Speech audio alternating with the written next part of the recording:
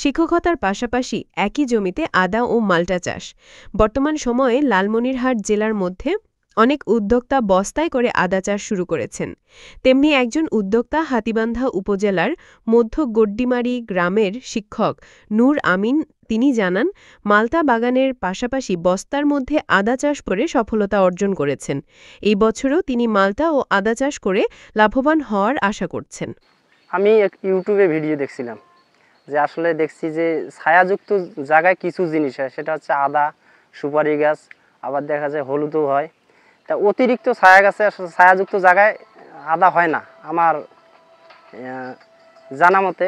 অতিরিক্ত ছায়ার কারণে আদা গাছ নুয়ে পড়ে, আর দেখা যায় ফলন সেভাবে ভালো আশা করা যায় না। আদা চাষে ইনশাল্লাহ আশা করা যায় অবশ্যই লাভবান হওয়া যায় যদি কেউ একটু মানে চিন্তা ভাবনা করে। আমি বীজ আদা তুলে ফেলে অলরেডি বীজের টাকা আমার উঠে গেছে। পরবর্তীতে আশা করা যায় আল্লাহর রহমতে ভালো হয়েছে আদা। 500 বস্তা। জি।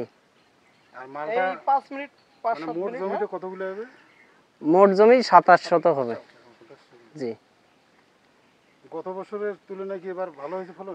ইনশাআল্লাহ গত বছরের তুলনায় সামনে আরো ভালো হবে, এবার ভালো হয়েছে। মানে যত দিন যাবে ততই গাছ বড় হবে, ফলন বাড়বে মালটার। এখন কি মালটা বিক্রি শুরু হয়েছে? মালটা বিক্রি সামনে শুরু হবে, এই নভেম্বরের এই দিকে।